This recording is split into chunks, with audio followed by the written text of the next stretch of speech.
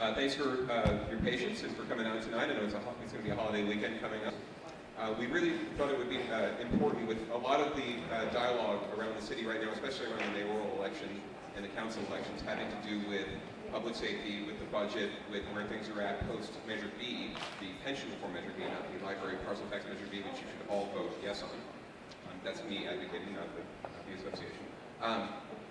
We thought it'd be important for you to hear from the horse's mouth, as it were, not to call our city manager a horse, but the euphemism, really what's going on, the facts about what's going on at the city level with the budget. We heard a couple months ago from some representatives from our police and fire unions on their perspective and their take on where things are at and the situation from the city employee perspective.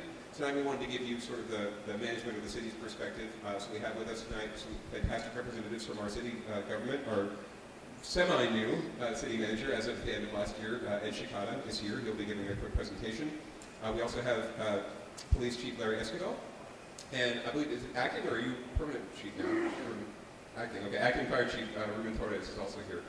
So they'll be chiming in with insights as well. And we're going to have some opportunity for Q&A after the presentation. We have a few questions prepared, but then we'll be taking questions from the audience. So I believe we have a card we can collect, or cards we can collect at some point. Or we can just do open Q&A once we're done. But make sure you keep your questions germane to the topic. This is not a political debate. We're not here to argue the ins and outs. We really just want to get the facts and make sure that you have all the facts, both when you go to the polls to vote for our elected leaders, but also just in general, and to be more active and engaged in advocating on budgetary issues. We have a lot of issues here in Willow Glen that we're definitely concerned about with this year's budget. So, without further ado, I want to bring up City Manager Ed Shikata, and he's going to walk you through the city budget process and other insights. Thank you. Yep. You can get the mic. You have a preference? Yeah, the other one's better mic. Oh, okay. Good.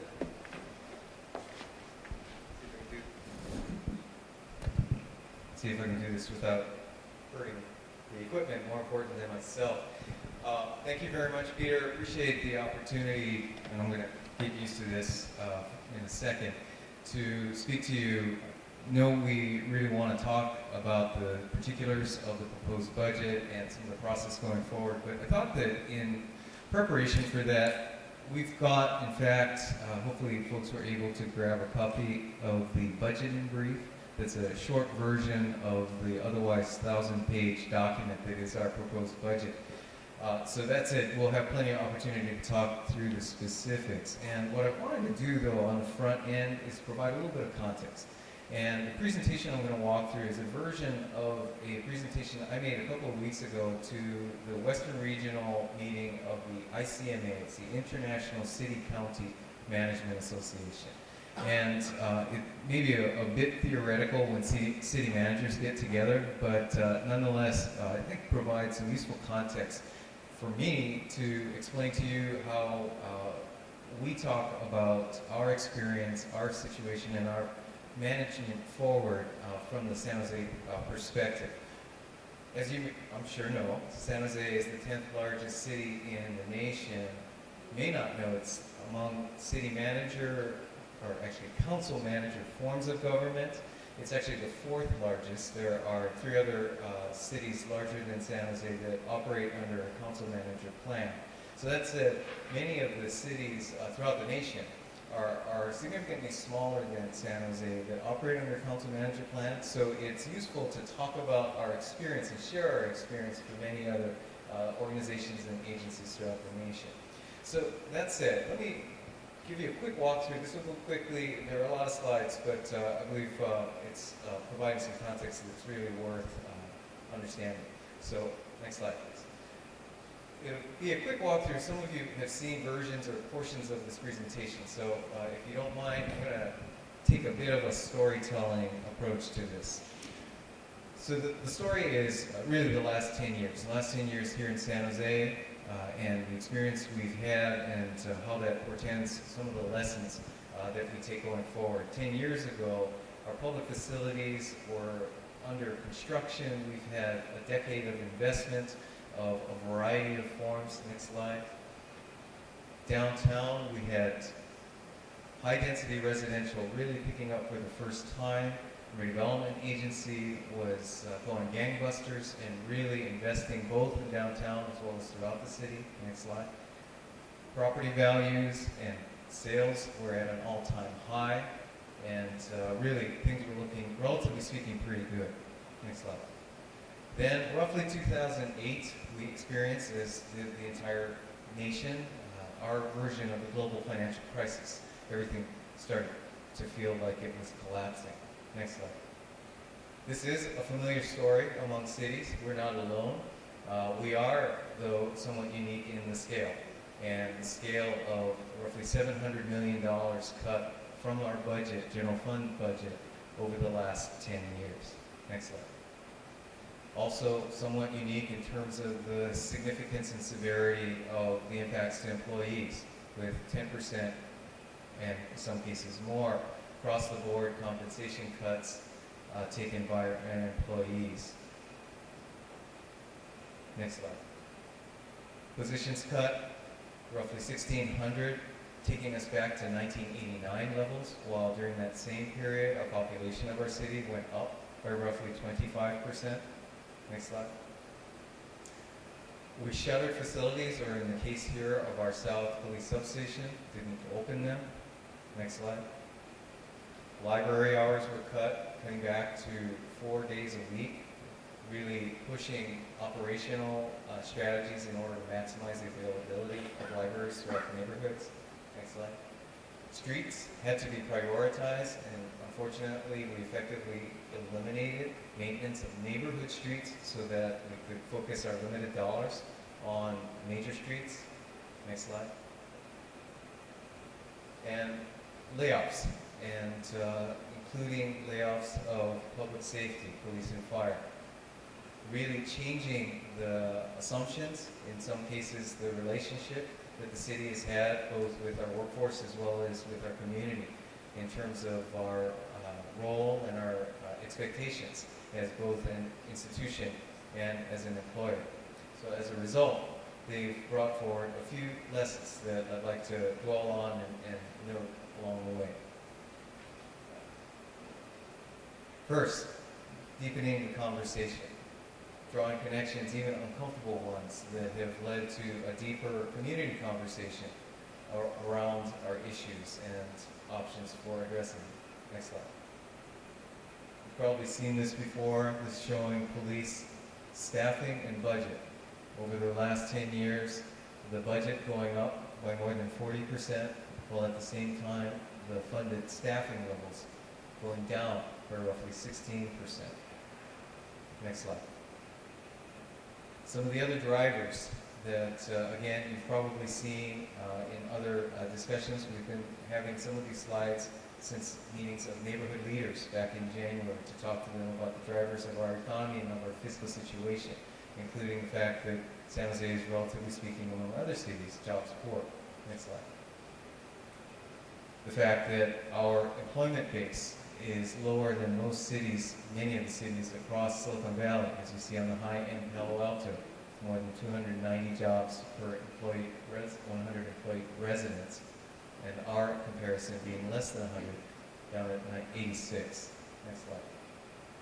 And then to draw a nationwide context, noting that among the largest 20 cities, I noted that San Jose being the 10th largest, we're the only city among the 20 largest that has a larger nighttime resident population than we do daytime worker population. Next slide. A comparison of how that relates to revenues. Here showing property tax data in comparison to other cities throughout Silicon Valley. And I'll keep walking through this, be happy to go back to it if you'd like to talk about it in any more detail. Next slide. Also reflecting itself in sales tax, again to scale. Relatively speaking, San Jose having a very low sales tax base and sales tax revenue in comparison to other Silicon Valley cities. This has led, as you're probably aware, to discussion of revenue measures, including potential sales tax. Very recently, that's turned to a discussion of a county-wide sales tax focused on transportation, but nonetheless, an important discussion to have. Next slide. A second theme, second lesson to be learned, aligning around ambition and setting bold goals as San Jose has over the last 10 years. Next slide. Our green vision, focusing on our environmental agenda, but also employment, in particular environmental technology related employment. Next slide. Setting very specific measurable goals that we have made progress over the last 5 years in a number of different areas. Next slide. Our general plan, also setting some bold goals for our concentration of residential uses and employment uses in areas that are easier to serve in terms of public services or public safety, infrastructure, and the like. Next slide. And recognizing that our situation hasn't happened overnight. So what you see here is San Jose of 1950 to San Jose 30 years later of 1980. Now, roughly 180 square miles, and you can see the significance of growth that we've experienced over that period of time. Next slide.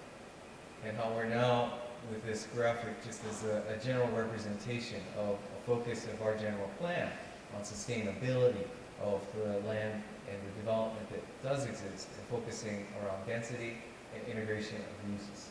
Next slide. That density also serves to reduce our dependence on cars, reduce our need for additional streets, and ultimately the costs associated with that. Next slide. Finally, this is the newest dimension of our discussion, and again, tackling and setting some bold goals. This relating to our own workforce, a recognition of how our resources to address service needs have really expanded. Next slide. Third lesson, activating unique assets. What is unique about San Jose? One is our scale. Next slide. An example of how we use our scale and our interest around clean technology. Here's an entrepreneur who a few years ago came forward with an idea to install electric vehicle charging stations. Next slide. Combine that with our staff advanced, council approved policy to be a demonstration site for new technologies and the ability to prototype here at City Hall. Next slide. Installed charging stations at City Hall. Next slide. Now scale. And so we are telling this story to companies, to entrepreneurs on the potential that working with San Jose can have to allow them to really spread their visibility, spread their applicability, and give them name recognition that can scale nationwide and internationally. Next slide. We've done the same and are doing the same with respect to LED street lighting, converting our old low-pressure sodium to new LED lights. Next slide. And very recently, in fact, next week, we're opening a clean tech demonstration center in the old Las Plumas warehouse, for those who may be familiar with it. It's now been repurposed, reconstructed, a whole lot of effort going into that reconstruction in order to now use it for new clean technology demonstrations, but it's also a place that basically opens up the doorway, it's a portal, to our citywide assets, whether they be the water pollution control plant, the airport, other facilities, including our fleets, in order to, again, be leveraging our assets to build jobs, build economic development for the city. Next slide. And finally, tapping OPM and OPI, OPM, other people's money, everyone's familiar with. OPI, equally important, other people's ideas, other people's initiatives, other people's interests that we've really only begun to harness. Next slide. Talk about redevelopment and the history of San Jose. Redevelopment, depending on where you sit, is either a good news story or a bad news story. But if you think about what would have happened or what could have happened without redevelopment, next slide, you'd have to block out all of the buildings that are shaded here that were developed with the assistance of redevelopment funds. So again, depending on your feelings about redevelopment, it's either a lost resource or good riddance, but in either case, the impact that redevelopment has had on our downtown is undeniable. Next slide. Even today, we have these manhole covers that are a vestige, and in some ways a trophy of that time period, a time period that the city was investing millions and millions of dollars throughout the city. Next slide. What we have today, though, is a change in that strategy. We no longer have the capital dollars that can be invested in construction. Instead, we have organizations like Ground Boards, which is funded through a downtown PBID, property-based improvement district. Similar, we've got a property-based improvement district here in Willow Glen that have leveraged the interests and the investment of property owners to tax themselves in order to fund ongoing maintenance. Next slide. The downtown PBID is also funding events and cultural events that used to be funded by the city in order to allow the life of the city to come together without the city dollars. Next slide. They're even taking on Caltrans in getting approval to put public art on an underpass under Highway 87. This one's not quite done, but again, it demonstrates the ambition of the property-based improvement district to make it happen. Another example, back in redevelopment days, the expansion of the convention center, McHenry Convention Center, was estimated at $320 million. There was a design put together and working on a funding program to make that happen. Post redevelopment, we've taken another look and now built a project for less than half that cost. Next slide. Funded, by the way, by the hotels. The hotels have implemented a 4% increase on taxes on the hotel rooms, so their participation there, other people's interest, other people's investment coming together in order to fund that project. Basically, the moral of that story being, back in the day, we were in our government or in our community discussions much more government focused. Government was the solution. Government was the lead, the implementer, paid the bills. Today's environment, much different. Next slide. As much as perhaps necessity being the mother of invention, we're now more focused on the issues. We need to partner with whether it be other agencies, philanthropy, donations, individuals, corporations, residents, neighborhoods, as we are here, businesses, nonprofits, and any and all other stakeholders that are interested and willing to partner with the city because we no longer have the dollars to do it ourselves. Next slide. Another example of activities that are funded through other community organizations. Next slide. And finally, back to our workforce. A similar ongoing discussion of a recognition of some of the tools that we now need to use, whether it be from volunteers or temporary employees and nonprofits, as opposed to what had previously been our strictly civil service workforce. So there is clearly a transition that's happening, part of it not so pleasant, part of it out of necessity, and part of it really being our opportunity to leverage these resources. Next slide. Just another graphic. It's a little bit busy, but nonetheless representing a flywheel that we are trying to turn among our workforce, recognizing that as a part of rebuilding some momentum as an organization to move forward, it's going to take a lot more work. A lot of work that involves having ideas, taking those ideas and actually making them into reality, and demonstrating that the organization is worthy of employees' trust and that employees are willing to take a step forward in order to move the organization forward. So this basically is the overview of what happens when city managers get together. We talk about how we build cities and how we build cities as organizations. Last slide. And a review just really quickly of the San Jose story and a recognition of how moving us forward in our current reality has required us to draw on these lessons in order to move on city of the future. Thank you. Peter? So with that, perhaps just the last note, as I noted, just really want to provide this as a bit of backdrop, bit of overview for the discussion. Now at this point, perhaps I'll ask the chiefs to come up and join me and be happy to engage in discussion on the specifics of the proposed budget. Thank you very much. I'd like to have a quick round of applause for our city manager. And I am remiss, I'm not sure if Councilmember Oliveri was still here, but just wanted to give him a quick shout out. And I see Dennis Chu in the back from Assembly Member Fong's office, so thank you for being here. Okay, so we have a few questions that we've thought about in advance, but so I'm going to probably ask police and then ask for audience questions again. We're keeping this germane to the facts. Really just want to use the opportunity we have. We basically have City Hall right here in front of us, so use the opportunity to ask questions that you'd like to ask if you could ever make it down to a council meeting at 1:30 in the afternoon on a Tuesday. So Ed, the first question I have would be for you, and trying to keep these as fair as possible since you're not actually on the council, and you serve at the pleasure of the council. So the manager's office is responsible for a $2.6 billion city budget overall, all funds, I believe.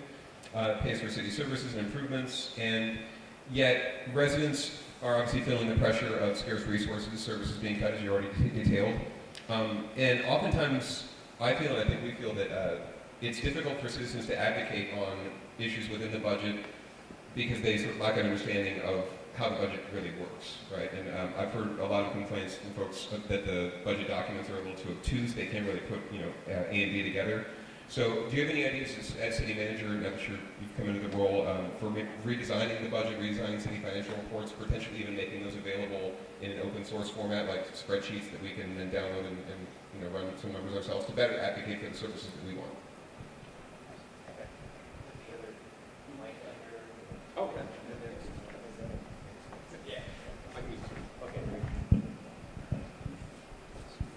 All right, thank you. In terms of keeping the budget understandable, clearly it's a large budget, and when we're talking about things that are in the billions, it can be somewhat daunting.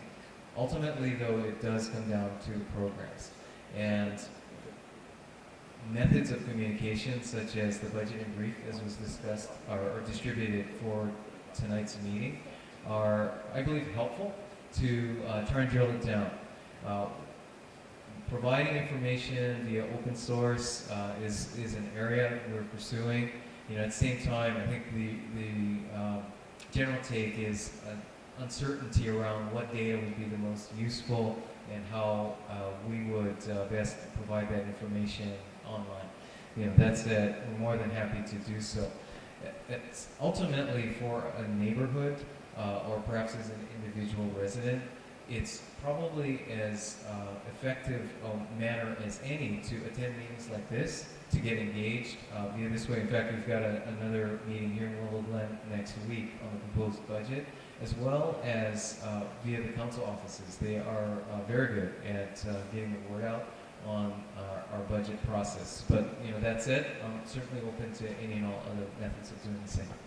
Quick follow-up would be, if you're looking into open source technology, would you be interested in having a focus group of stakeholders in the community, maybe some folks, there's a Code for San Jose Brigade now forming in San Jose, so would you be open to having a conversation about it? You mentioned what data would be useful, or perhaps we could help you figure that out? Certainly, happy to. In fact, I think Code for San Jose's meeting tonight. They are, so I'm missing that to be here with you guys, so. Okay, we'll take a question from audience members. Anybody? Anyone? None? Oh, we've got one right here. Can you stand and speak? Everyone can hear you. I'm a 25-year resident of Willow Glen, San Jose. I guess, honestly, I was a little shocked by the presentation. I don't know if it reflects the actual allocation of resources and share of mind.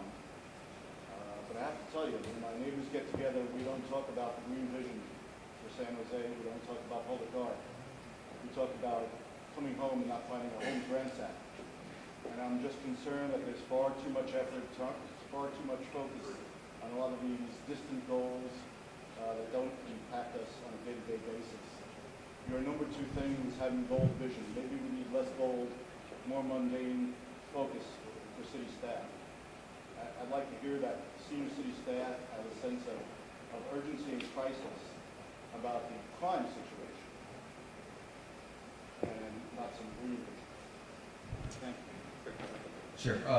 Just very quickly, I appreciate the perspective, and if I misshot in a way with this presentation, then my apologies for that. But that said, I spend all day, every day, dealing with the details of today, and I am certainly not dismissive in any way about the issues and the urgencies that we, as an organization and as a community, need to be focused on. That said, it does take balance, it does take an ability and a willingness to look beyond today in order to not just focus on the immediate. So, that said, once again, happy to receive that perspective. We also, and again, if you want to move into the specifics of some public safety issues, I know the chiefs are prepared to do so. I was actually just about to get into that briefly. So, Chief Escudero, question about, obviously we've heard a lot that talk about the budget. There are positions that are allocated to the department, sworn positions even, that we're not able to fill right now. I forget what the number is, but it's over 100 positions that could be filled right now that we have the money for. So could you tell us know a little bit about the current academy? What are some of the struggles that the department's had in terms of acquiring quality recruits and then graduating them and retaining them? Sure. First of all, thank you for inviting me. And with me I have Captain James Radley, who's a division captain from here. And actually, I think the association kind of bleeds over into our Southern Division as well. And James Radley is Western Division. But in general, we have authorized 1,109. And currently, our net sworn is 1,011. And street ready, we have 965, and that's minus the recruits in the academy and the FTO program. And then actual full duty, we have 892, and that's minus the disability, modified, etc. So that's our number of our staffing that we have for our department. In terms of academies, we have had two a calendar year, and in theory, we try to fill that best we can with approximately 60 in each, and realistically, we haven't been able to do that. We haven't been able to fill with 60 in each academy. It's closer to probably low 50s and high 40s.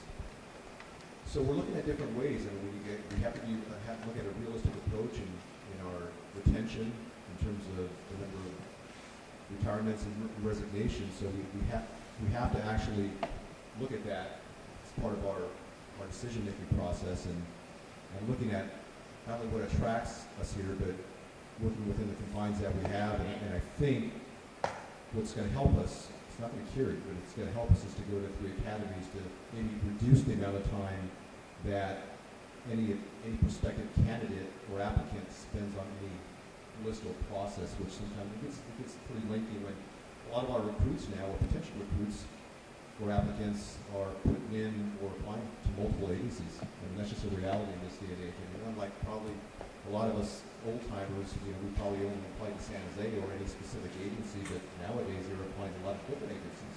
So we got to combat that and look at that. So we're looking at 3 academies per year. And obviously we're looking at our bandwidth and our staffing levels to address that. But I think that's going to help with that continued recruiting in terms of having them ongoing. For example, we have our next academy coming up. We have one currently that just started, and we have a group currently in the FTA program. Our next academy starts in October, and then our next academy starts in February. So we're going to continue that cycle to hopefully help. Our recruiting efforts, we're going to continue to look at those in terms of getting the most qualified applicants, and in terms of we still attend and we will continue to diversity job fairs, junior and state university job fairs, and military events, especially for those utilizing the GI Bill as an incentive. Use social media quite a bit, and we are in the process of hiring a marketing firm to improve our branding of the department and update and revamp our website and increase the advertising and kind of our marketing strategy. Another idea that we're looking at is satellite recruiters, and this was kind of the brainchild of our Black Police Officers Association, which was a great idea, which we're starting that now. Actually, talked about it in our mayor's budget addendum. In terms of reaching out to our diverse community in locations that we probably haven't done before or normally, whether in churches or special college classes or community events, and working with the community to reach out to those that may not have been interested or known the right way or process to go about it. So within that, we actually met yesterday in terms of those stakeholders, and part of that process with the satellite recruiters is to have a pre-testing seminar for the written and oral. And they do it, and they utilize that in Oakland, and we're using that professor and instructor to come down here. And we have our first one the first week of June, and we anticipate and advertise it out for 50, and it's already full with 60 applicants, and actually there's a huge waiting list. So we're looking at that coupled with them being mentors, not only in the testing process and to work with them, but also in the long term as mentors. It's a very competitive market. I mean, it really is. I mean, there's over 50 police agencies in this greater Bay Area, and that's what we compete against. I guess if I had a quick follow-up before I ask an audience question, what would you say are some things that attracted you to being an officer in San Jose in the first place, and what are some of the things that you hired a marketing agent, you have reference, or you're going to hire a marketing consultant? What are some ideas that you have as far as how to pitch San Jose to recruit speakers? We heard a lot about low morale, about uncertainty about the future economic situation in the city. So are there things that go back to the core why you joined the force and why you hear younger members join the force? Well, when I hired, it was a different era. And I don't think, and to be honest with you, back then, I got into police work obviously like a lot do now. I mean, we want to help our community. And we get into here to provide services and to make a difference in our community. I think that's the majority of reasons why, and I would hope, why people still apply to a department, and specifically San Jose, and what we stood and what we have stood for, what we do stand for in terms of not only our integrity, professionalism, and the caliber of people that we have here. And it is a little different era now, and a lot of our recruits now, I mean, with technology and just the cost of living, I mean, the compensation packages are extremely important. So it's important for us to be not only realistic and honest to them as to what we represent and what we have, and also being optimistic, knowing, because they are, with our city leaders, our administration, and our union, is to come up with balanced resolutions to address pension issues in that balanced approach, but also let our candidates know what that looks like, and knowing that there is hope. Good. Audience question? One of the two, Chris's? If you use the mic so we can get it on. Is there a wide compensation gap between San Jose and our neighboring cities for these services? Maybe you could answer that in terms of take-home. The question was, is there a wide gap, or how wide is the gap between local cities, Bay Area or Santa Clara County wide? And I would actually ask if you could detail that in terms of take-home pay and pension, and how we compete, or if you know. And to be honest with you, I don't want to misspeak, and I don't know the numbers, and I didn't bring those with me. I didn't anticipate the specific numbers, but we're probably one of the lower, I would think. And I would imagine whether our Police Officers Association, they would probably be more well-versed as to what specifically, where we rank within the Bay Area, or specifically within this county. But it's not in the top two. So I mean, it's an agency where we have not only great opportunities laterally and upwardly, but I mean, they look at the compensation package, and that's a reality for us. Okay. Audience question, Chris? The other Chris? This is a question for the fire chief and the city manager. As you're aware, back in 2008, about 65% of the San Jose voters passed Measure L, which authorized the construction of Fire Station 37 just 200 feet south of here, on the same parcel, which would greatly serve this underserved area of South Willow Glen and the Green neighborhoods. Yet, over time, those funds were moved elsewhere. I heard from somewhere that some of it was moved to the reconstruction of Island Rock. Either way, I'm not sure how much of those funds are left, but there was a little message in the mayor's budget message that made it regarding Fire Station 37. My question to you is, what is the likelihood of us being able to see that very needed and important fire station make it to this budget, or hopefully a near future budget? Before you answer, too, if I could just remind everyone, use the microphone like a lollipop. So here you can hear a lot better. And so thank you. Whoever would like to start. Okay. Let's see. Appreciate your mentioning Measure L back in 2008. In preparation for this evening, I had to refresh my memory about what the context was at that particular point in time. And through reviewing some of the information, I was reminded that part of the, well, first, as you may know, the measure was intended to allow the construction of the fire station here on otherwise Parks property. We've got a charter limitation on how Parks property can be used, so in order to build anything other than a park on that property, it requires board approval. So that was done back in 2008.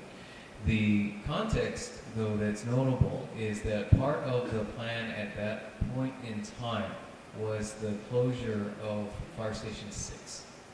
That was a concept, it was in progress, and at the same time was a part of the plan at the time that that measure was brought forward.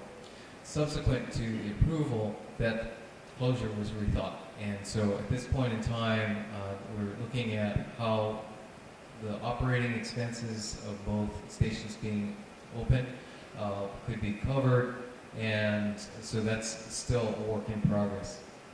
What's relevant, though, about the expected, or the expectation that the Station 6 would be closed, was that if both stations were open, I'm quite frankly not sure that this would have been the best location for both stations to be in proximity to each other.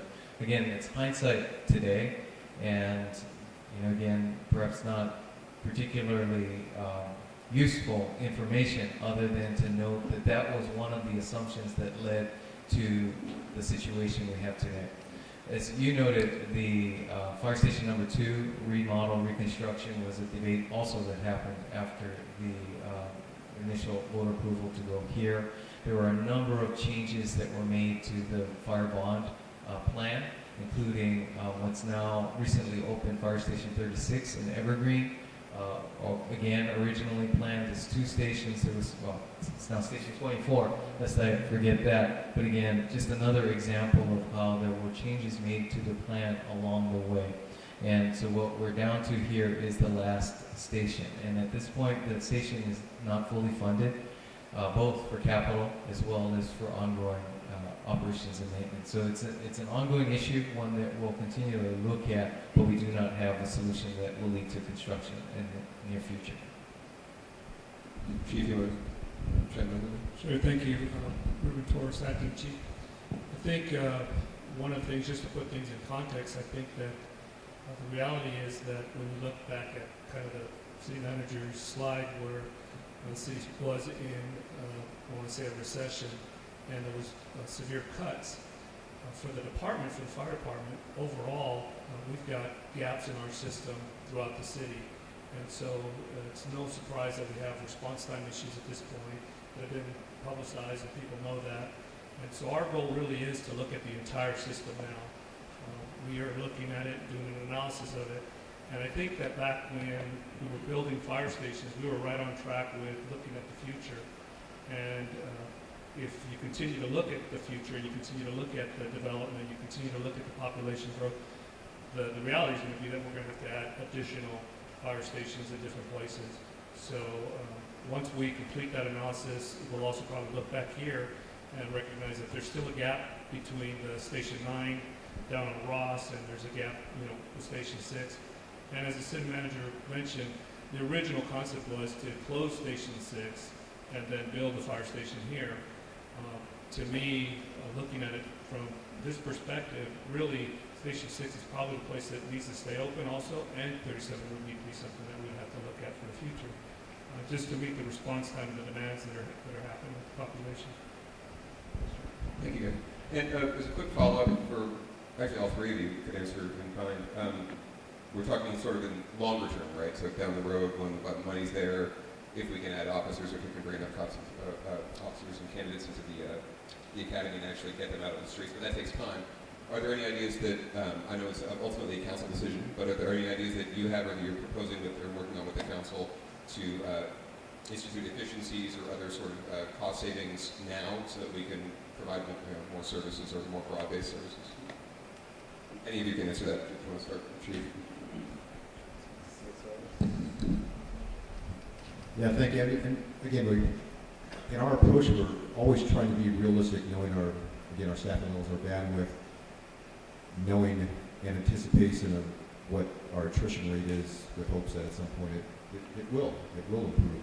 But some of the things that we're doing in terms of efficiency, knowing that our officers' numbers are what they are, which I mentioned, our crime prevention specialists, we've increased that. We've added 2. We had 7. We're going to have 8. It'll be 2 per division plus a civilian supervisor, which will free up that sergeant for some of his obligations and activities. So they're working a lot with the marketing and education awareness for our community and training, whether it's prevention, training, and advertisement, participating obviously in the gun back programs that we've had, those kind of things to get those guns off the streets. Cadets, I know there was an article in the paper about the cadets that helped out, I believe, in North San Jose in terms of providing literature, awareness literature for burglary prevention. We actually have 14, and matter of fact, I believe it's the first week of June, they have an academy for most of June where we're going to utilize another 14 or 15 that we're going to have a total of about 29 to 30 cadets and use them for those kind of things to assist with crime prevention in terms of prevention. Captain Randall has instituted a program called Teen Kids, which is together empowering and mentoring kids, which we started in elementary schools, and we have right now as pilot programs 1 per division, and addresses it's a 6-week curriculum that talks about peer pressure, bullying, gang awareness, and just things about making those right choices so they don't get involved with some of whether friends or others or elder friends that are committing crimes to make those right choices. Our community service officers, which should be hopefully implemented by September of this year. We're currently backgrounding community service officers that will take those low-end priority calls for us, whether it's burglary, where there's not a suspect, houses are broken into, vehicles are stolen or recovered vehicles, just low-end type of calls so that we reduce that response time, but also other events and situations that could be a benefit to the officers and free them up to be proactive, attend community meetings, seek out criminal activity, and respond to calls quicker. We'll have 28 citywide. It was 21, but with the budget, we actually approved for additional 7, so we'll have 28, 7 per division. They're going to start once we have a hiring board in the first week of June. They'll make offers soon after, and those 28 will start their 5-week academy in July. They will have a 3-week in-house or field training program in August, and then they'll be on their own in September. And they'll probably be more than likely housed at our substation. Our TABS deployment, we have our TABS program, which we implemented in September, that addresses truancy abatement, and we've kind of changed a little bit of the focused enforcement for them instead of historically them patrolling some of the malls and stores, shopping centers, to really target some of the neighborhoods in terms of looking at some of the statistics in terms of where we're having burglaries and to deploy them accordingly, especially during the daytimes, and that's what they're doing. Our contact to completion with our patrol officers, since we do have a reduced workforce, and they're working best they can, but also to investigate the burglaries within their beat or district. So taking it from start to finish best they can, and working with the few detectives that we had for collaboration and coordination with the district attorney.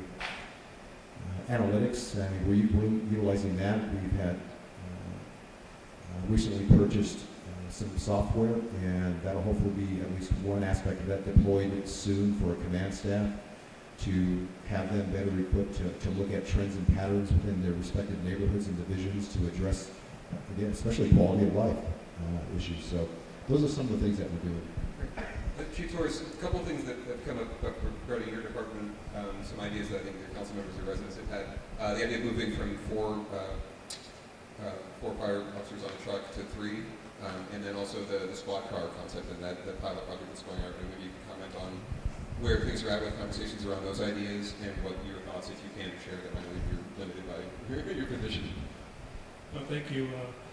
Well, when it comes to the idea of whether it's 4 firefighters or 3 firefighters on an engine company, and we usually that conversation will come up with comparisons to other cities that are around us.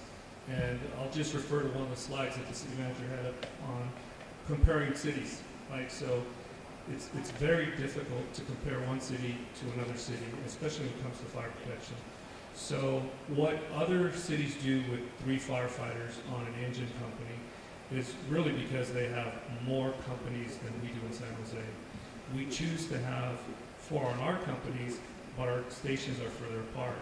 So it's a difference between distribution and concentration. So you can distribute fire stations very close to each other, have multiple companies arrive for an incident, or you can have the concentration.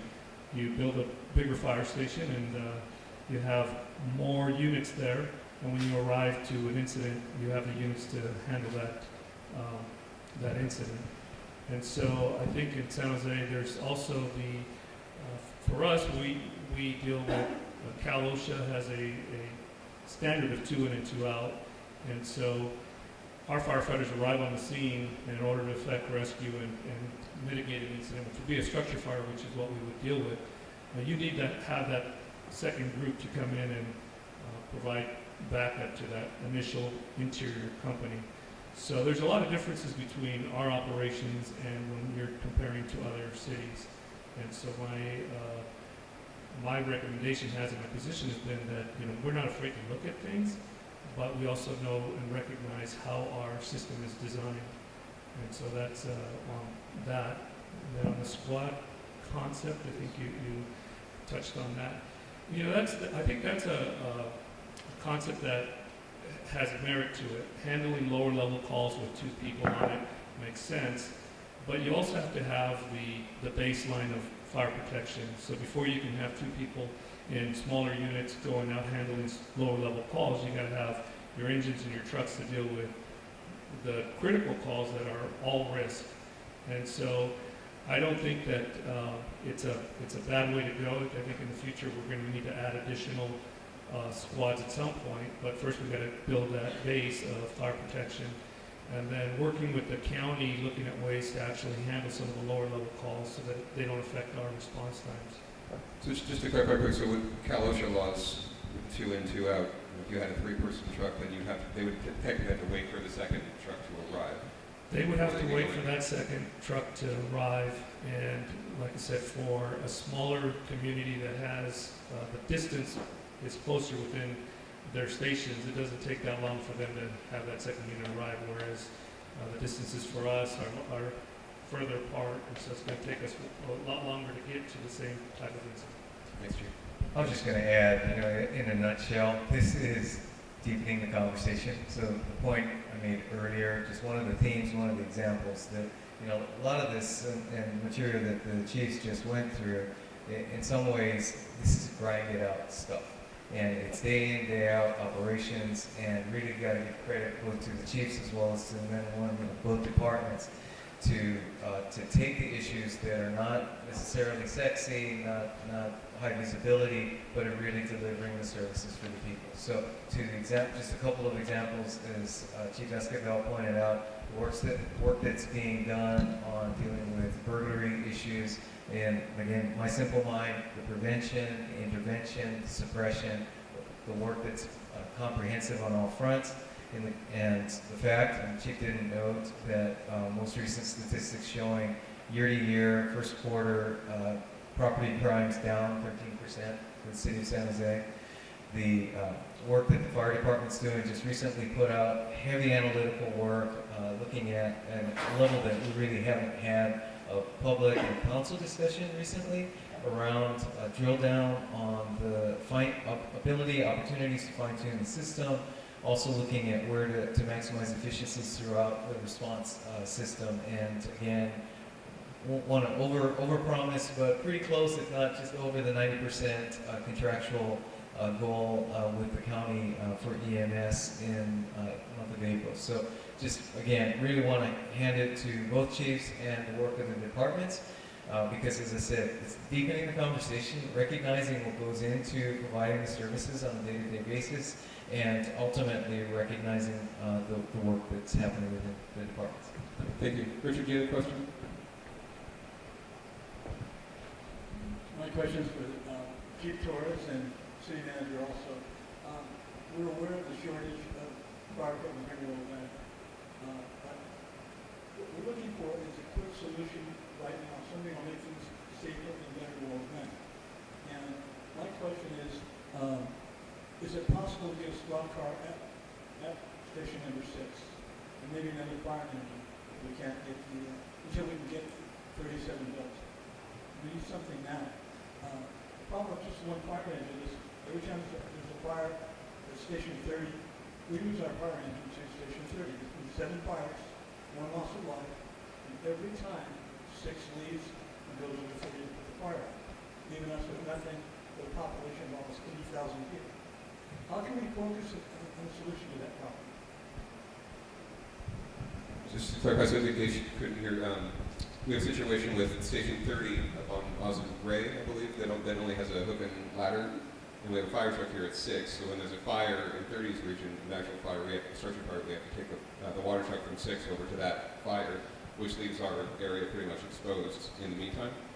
So are there any ideas as far as putting a squad car in 6 or any immediate fixes we can do without having to build 37 and maintain it to improve response times here in Willow Glen? So certainly Chief will respond in terms of the operation and what would work best. Ultimately, I would note it comes down to dollars. And it comes down to the dollars available for the department. It comes down to the dollars available citywide. And at this point, we try to maintain a balance among all the services provided by the city. And I would note that funding for an additional company, or even a squad company, as might be necessary, is not a part of our proposal. Thanks for the question, and if I understood it, I think that issue of companies moving into other areas to cover other spots, it's a citywide issue that we're having where when we have one, let's say a second or third alarm fire, we're drawing resources from all over the city, and we're always moving up different companies, so we have those gaps that are consistently throughout the city. And the squad concept, I think, is something that we're still looking at, but I don't know that that's going to be the solution that you're looking for the quick fix. There are some things, I think, when it's dealing with response times, looking at the thoroughfares, we have the applicant systems. But I remember when I worked at Station 6, we used to have 2 units there. It used to be the hose wagon.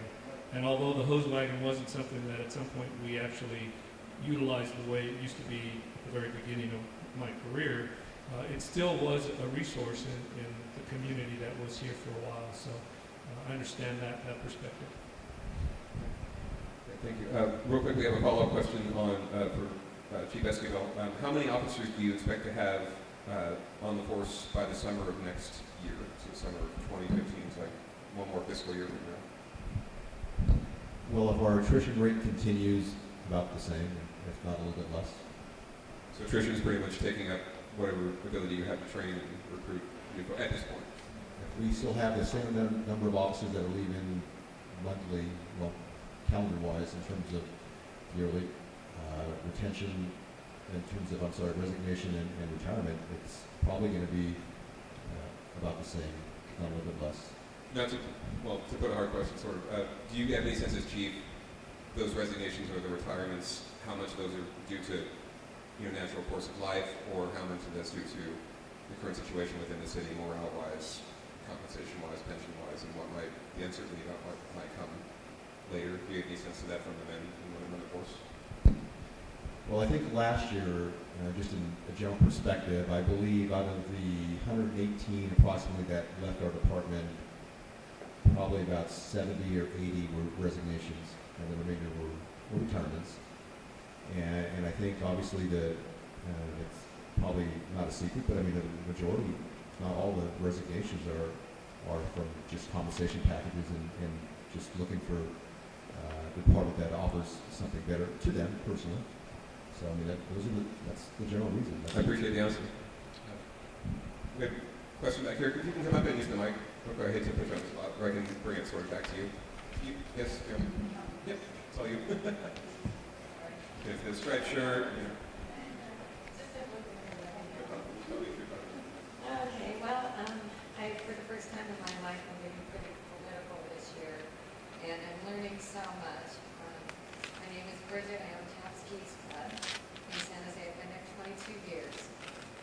so I've seen an awful lot of changes in San Jose with me, and I'm going to put on a couple different hats here. I put one on as a business owner and a taxpayer. I put another on as the owner of a small club that needs a lot of assistance from police, because I'm right on the border of some very scary areas in San Jose that are becoming scarier and scarier without any police assistance. And then I put on the third hat as the wife of a beautiful firefighter, who I worry about every single day he is at work right now. So I'm going to make some statements, and I don't know I would just like to know what your thoughts are. And as far as the budget goes, when I'm doing my budget for my business and when I'm doing it for my home, when I think about my country, I know we put so much effort into our safety in all of those areas. And I'm very concerned that the city of San Jose is not doing that. That, yes, I understand we have a budget problem, but are we cutting in the right areas? There have to be other areas to cut other than safety, libraries, and schools.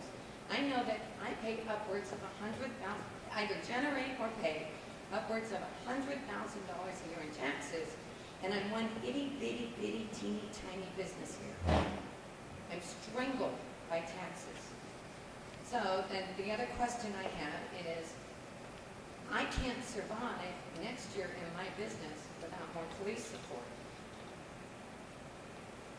I'm worried, as a firefighter's wife, they're not leaving, they don't have that option.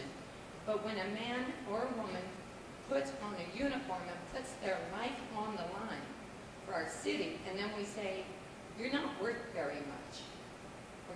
We don't have a lot of money, we have these other projects, and we're going to cut this, we're going to cut that.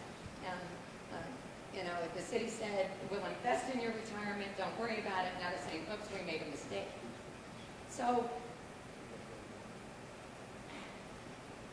where do you think we're going to be next year with the same amount of police officers? I called 911 and got in a busy signal. We've had a house burned down in front of a fire station. These two-person squads. How many firefighters will tell you I went on this call that was supposed to be simple and then it became serious? I'm getting frightened. I'm ready to leave this town. And this is my hometown. And I'm not hearing any answers from the city manager. I'm not hearing any great plans, not that it's your fault, either one of you. You're working with the confines of what you're giving. But as a resident, I'm getting scared. As a wife, I'm absolutely terrified. And every citizen really, really should be. We're going to lose firefighters and we're going to lose police. They don't have the numbers that they need, and it's becoming increasingly dangerous. Not just for us, but for them too. And so I've been out talking to the mayors and mayoral candidates and saying, what are your plans? What are your plans? What are your plans? I really urge everyone else to do the same thing, because nobody has a great plan yet. I think you guys would know one if given the chance. So, just your comments. See, tell me if I'm just off base somewhere. Well, perhaps just by virtue of the hats you described, you, I think, embody some of the conflicts that we are confronting, whether it be trying to maximize our efficiency, cost effectiveness, provide the services, and ultimately setting priorities. Right? We need to address that, and in fact, the priorities are the essence of the budget and what the council will be discussing later this month and into next month. Again, you mentioned being political. There are a couple of next steps in terms of trying to impact the trajectory of the attrition that Chief Escobar has talked about, and I know is concern for Chief Torres. The council about a month ago started talking publicly for the first time about making some changes to disability retirement definitions under Measure B. That was a really significant step. And so how that will take shape over the next months in order to lead toward the November ballot is one of the areas that we have some work to do. And so to the extent that we can identify some language that can impact the way that the benefits put together and address some of the attrition. That's one focus, and recognizing it's a tweak, but it's perhaps something that we can accomplish in the near term and address the safety concern that you raised as well. Second is, as I mentioned, there is a discussion of funding, and again, as a business owner, you've got both sides of that equation. But to the extent that we're at the sales tax or anything like that, potentially it hits you, it hits your customers. In terms of the absolute numbers, what we've seen, if in the most recent scenario we're left with a potential quarter-cent sales tax to go to the ballot in November, then that would still generate significant dollars and at the same time a relatively small impact to the economy. But those are, again, part of the trade-offs and parts of the discussions that we need to have. Thank you. And then if you could remind us, the community budget meeting here in District 6, where is that going to be and what time, if you have a copy? We should know. I'll check. We should know these as engaged residents. If you can look it up while we ask the next question, that'd be great. Quick question. Obviously, public safety is a big issue and big concern. I want to know what's going on and what's happening, not just at the police level, but also at the city level. What's going on to prevent crime? What are some of the things that are being looked at or funded or potentially funded? Because obviously, the police are going to be there for a react. They're going to be there after the crime has already happened. What can we do to cut that crime before it actually takes place? Well, first I would not understate the role of the police department in crime prevention through ongoing neighborhood watch, community service, community crime prevention efforts. The department does have a role to play. To the earlier discussion, though, that's leveraging and it's working with neighborhoods, it's working with blocks at that level as necessary with business associations in order to, in the term they teach me, to harden the target and to make it less likely to be a victim of a crime. So that's clearly an important area. Beyond there, there's the economy. There's the elements of the city or the elements that the city can impact related to the economy, and also working with other agencies in order to ensure that our systems are set up in a way that maximize our ability to address those crime issues and proactively. May 29th? So 1 week from tonight at the Bascom Community Center, which is over on Bascom, obviously right near Delmar High School. Absolutely gorgeous space, and I'm glad it's finally open.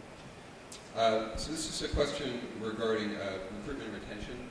So in San Jose, we've actually heard numbers here that we've lost about 35% of police officers over last few years, 30% of the planning department staff, 25% of public works. I know as an arts commissioner, OCA's lost more than half of its staff, and it's all their staff is now funded through TOT dollars and not out of the general fund anymore. I've heard numbers along the lines of 11 out of 13, I think, department heads in the last 3 years have either resigned or retired. City manager, I heard, left at some point. So all of these numbers really signify a loss of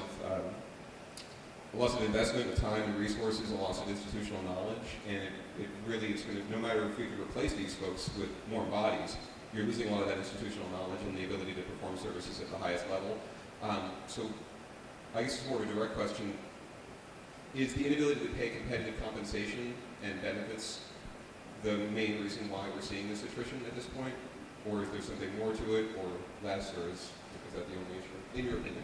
Well, again, in my opinion, because it's clearly, it's done, those decisions are made at an individual level. Part of it is the natural turnover that is happening. This is not a new phenomenon, and certainly nothing specific to San Jose in terms of the turnover of the baby boomer generation. That said, compensation, long-term benefits are an issue for us, and they are an issue of competitiveness. Is it the lack of a substantial tax base from more businesses, more jobs in the area? We are more of a residential community. We're trying to go in a different direction, but is that a primary cause as to why we can't offer more competitive benefits and pay at this time when everyone seems to be struggling? It seems like other cities are doing okay locally, but then we saw the numbers of tax dollars that you put in earlier. relatively speaking, I think that's a fair conclusion. Fair enough. I know it's a tough question. You're also not the council, so. Audience questions. Yes, ma'am. If I can bring the microphone over to you over here. Just so everyone knows, we're videotaping this tonight not to be on the news or broadcast all over YouTube. We just want to make sure that our members have an opportunity to see what was heard tonight. A lot of folks are out of town. I'd like to get an update on the police substation. I know that it was delayed in opening, and I read something in our Willow Glen resident that there was some consideration of doing that. And also, kind of another question regarding that. If it does open, how will it be staffed? Will it help in response time? Because right now, what I'm seeing in Willow Glen is the traffic is getting horrendous. As soon as certain buildings open up on Meridian, we're going to have probably deadlock because we don't have ways for traffic to go through the neighborhoods. And there's been some discussion about how Lincoln Avenue is being impacted, and even in my neighborhood, I live off of Willow, we're having a lot of people cut through our neighborhood now to go over to Hamilton. So there's a lot of traffic, but I'd like an update on the substation as well. Thank you. Good. Thank you for the question. Regarding our substation, I think may have mentioned just briefly about our community service officers being out there. And realistically, we're not going to have a full implementation as to what it's intended for until we get some stabilization. And I mean, that's kind of been mentioned and discussed. And however long that takes, whether it's if we get retention fixed, and it could be sooner than later. But until then, we've got that on just postponed or suspended for the time until we can have full implementation. Would be obviously our southern division out there to address that quarter of the city, as well as the detectives for that portion, and just the other components that go with running the southern division. Until then, we're just going to have a temporary reuse, which would mean in going, as I discussed, the 3 academies. And at this point, we'll probably have, and it looks like we're moving toward the direction of having our academy in February to be housed over at the substation. So the one starting in October, which would be at our South Bay Train Center, which is at Evergreen Valley College. Their lease is up, I believe, in 2016, and then looking, and I think they may have ID'd 1 or 2, and hopefully they'll get that new location secured before the lease expires. So we will continue to have our 2 academies at this South Bay Train Center, and then the other one, in our case, specifically the one in February at the substation. Our training division, which is off-site from the police department, will be moved over to the substation probably in August or September of this year. And our community service officers, as we mentioned, they may be trained initially at our main campus on Mission, but ultimately housed and run out of the substation. And we're hoping as well, staffing permitting, is to have just a limited component of our community policing center open, similar to our information center, to take some of that off the officers that we're centrally located, so people that need police officers and reports taken, etc., at our main lobby, we will have that portion open on a limited basis. So we're going to reuse that temporarily in those ways until eventually you get, again, some stability, and eventually get to the point where we have the ability to have our southern division out there. Okay. Quick question, and maybe we can just go this almost like a lightning round question.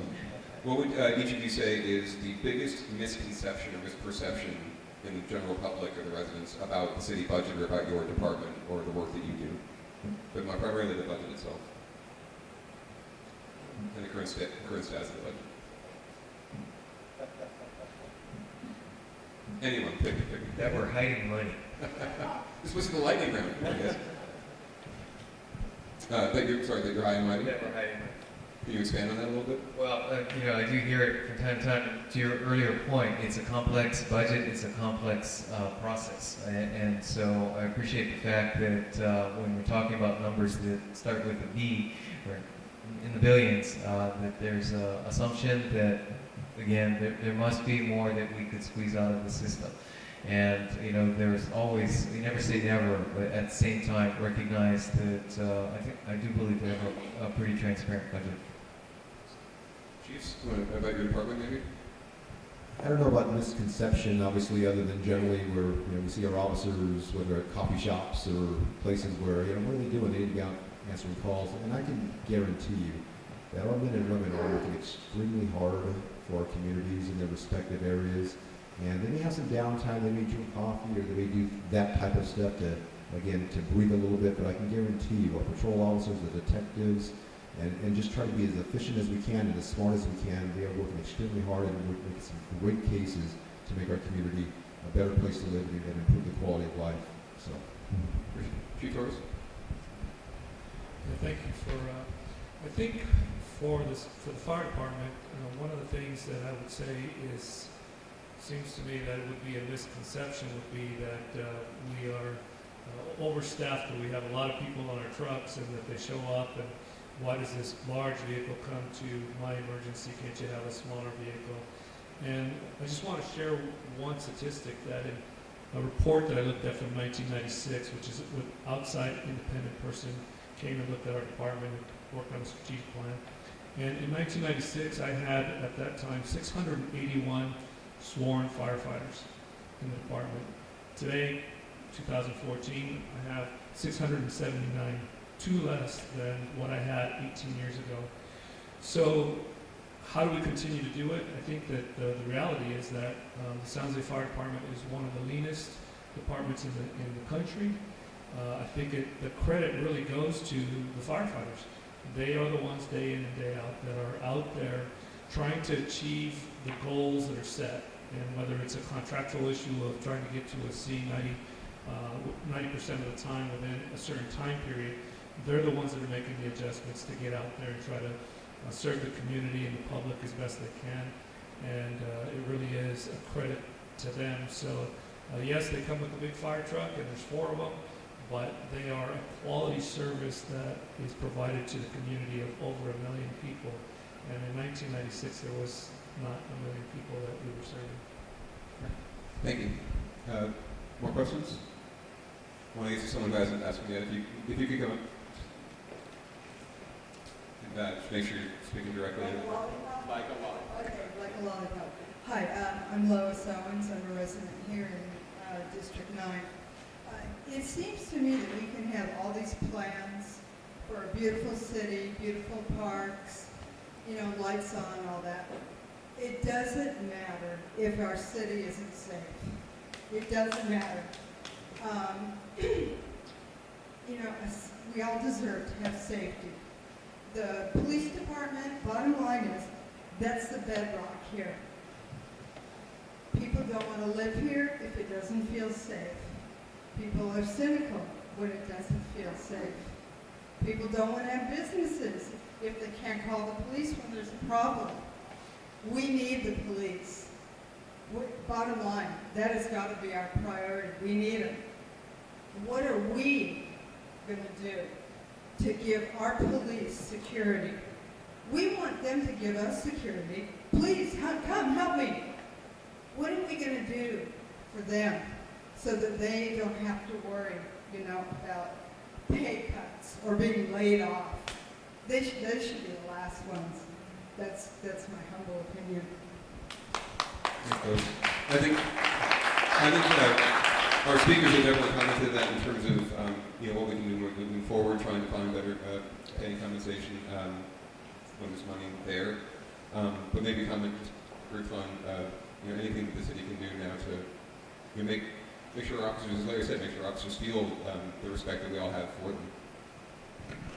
Well, I think the comments here and certainly the comments from the organization that reinforce and are providing support to officers and firefighters are a good indication. To the extent, again, we can reflect the same in our city hall discussion, I'm sure would help as well. Ed, did you have a question? Our city has basically a $2.6 billion budget. We spend a lot of money on non-basic services.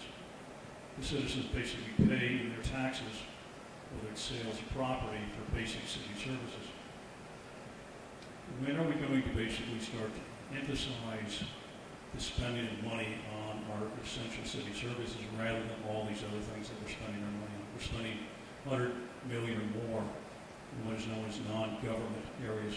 A lot of them are worthwhile, but if you don't have public safety, you don't have other basic city services. The question is why you spend it someplace else.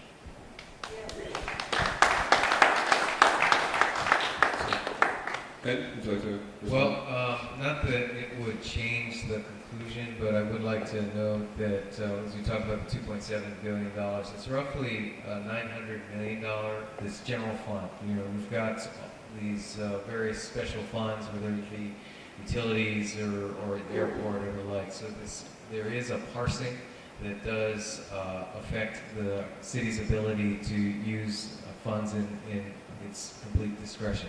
So that said, the services that are provided directly by the city are focused on a balanced area, and you know, ultimately the balance is something that I bring forward as a recommendation. Council discusses this forum here. Ultimately, should and can reflect itself in how that message gets back to the city council. At the same time, and again, we are bringing forward the recommendations we think provide that balance between near-term needs, recognizing public safety as a priority, and the long-term future of our organization and our community. Question? We're running to the end, so maybe a couple more questions. I know you said we're not hiding money, but why is it every election year they always find money? Why is that? That's the epitome of a tough question. Any response? I know you guys aren't politicians necessarily, but...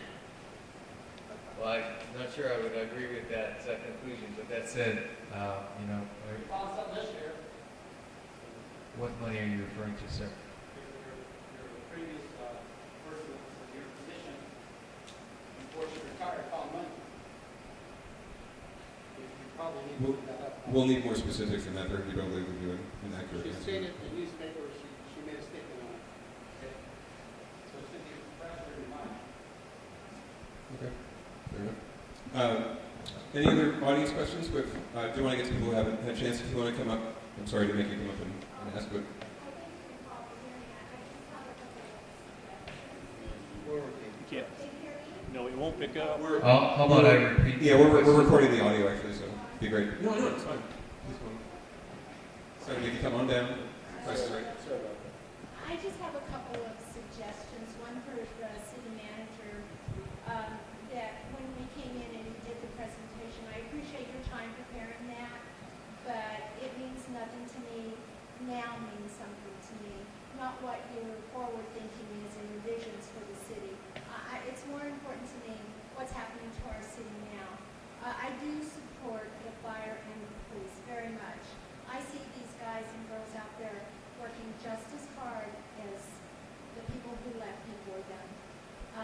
I would suggest to you, Chief, that I was at the first part of these meetings, and there was a wonderful presentation on the state of the city.